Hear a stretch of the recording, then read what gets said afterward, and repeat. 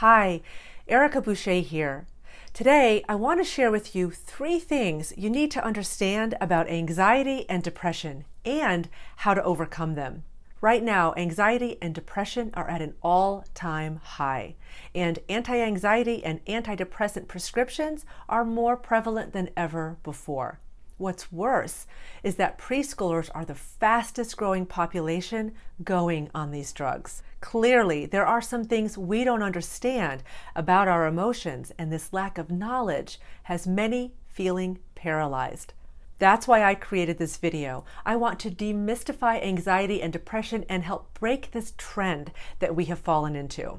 Here are 3 things we need to know about anxiety and depression and about our emotions in general. First, your emotions always have a message for you. Your body and your subconscious mind communicate with you through your emotions. You've probably experienced the sensation of doing something or making a choice that you felt really at peace with. Your body and mind were in complete resonance with that choice, meaning every part of you was in alignment with that choice.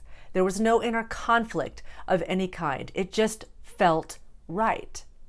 You've probably also experienced a thought or have made a choice that your body and mind were not at all at peace with.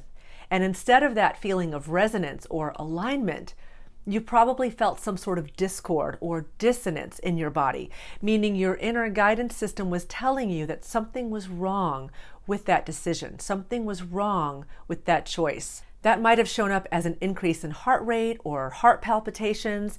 That might have shown up as a tightening in your chest or in your gut, or maybe you couldn't get your mind to settle and get quiet. You may have experienced sweaty palms or a feeling of agitation. All of these sensations, whether it's a peaceful feeling or a feeling of stress and anxiety, are your body, mind, and spirit's way of trying to tell you something. So rather than immediately going to medication as a solution to the problem, it's time for us to look at our emotions in a completely different way. The second thing we need to understand about our emotions is this. Our emotions are trying to keep us in integrity with ourselves. And if we are not at peace, that may mean that we are out of integrity with our highest good in some way. Also, realize that your emotions try to get your attention through subtler sensations first. But if we're not paying attention and we're ignoring those messages, then the messages have to get louder in order to get our attention. So what could start out as a subtle nagging feeling of discomfort and unease may start to mushroom into much more noticeable sensations. Anxiety, especially chronic anxiety, is a sign that we may have lost touch with ourselves, or that we haven't been listening or paying attention to what our own inner guidance system is trying to tell us.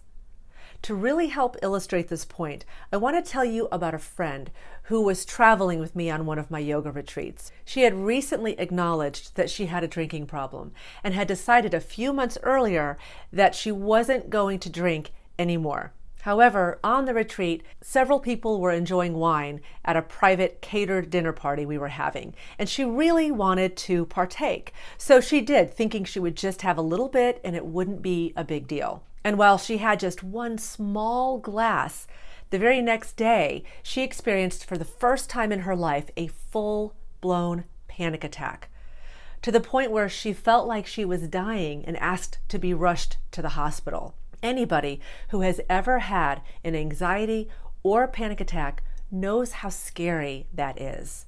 Luckily, we had a doctor in our group who, by checking her heart rate and vital signs, could tell that she was okay and that it was nothing more than a panic attack. She did get through it after a few minutes, and then she was completely fine. But she admitted to me later that she knew the reason she had that panic attack was because she had that drink the night before. It was her body, mind, and spirit letting her know she was out of integrity with herself. We have these built-in checking mechanisms within ourselves, helping us, guiding us, and supporting us in staying in alignment with our truth. And to the degree that we experience anxiety and even panic attacks could be a sign that this is the degree to which we have not been listening to ourselves. It's simply a sign that we have gotten off our path, that we have lost our way temporarily. And if you look at it this way, these experiences could be seen as a gift because they are not going to let us off the hook in our own lives. Again, the more intense these sensations are, simply mean we weren't paying attention to or didn't know how to pay attention to the subtler messages we were getting along the way. And the third thing I really want you to understand about your emotions, this time specifically as it relates to depression, is this. Depression is not an emotion. Depression is a result of suppressed emotion. Emotions are energy in motion. And unless that energy is moving freely, unless we have the tools and the understanding on how to work with our emotional energy, we tend to ignore it, deny it, and do everything in our power to suppress it. We've all been disappointed, heartbroken, and maybe even betrayed. The problem is most of us don't know how to get past those experiences.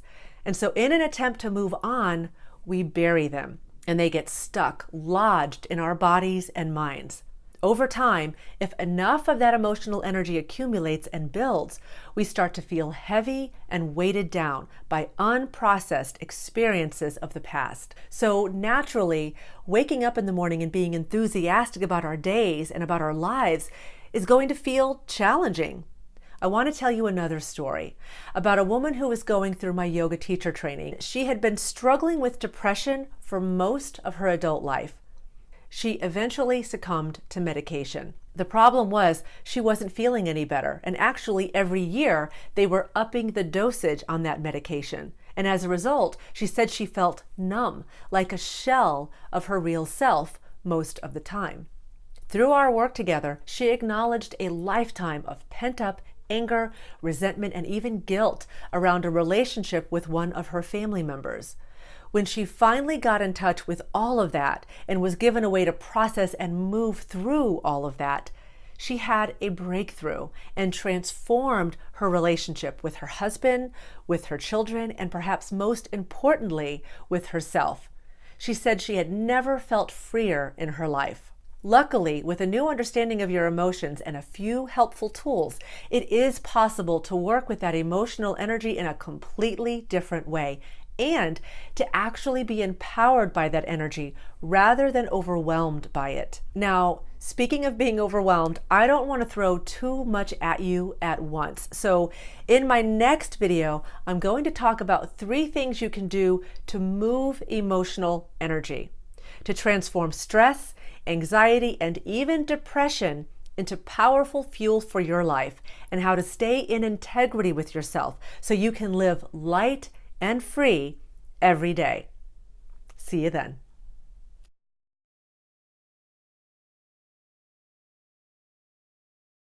Thanks so much for checking out this video. If what I shared here spoke to you in any way, please let me know in the comments section below. I read them all.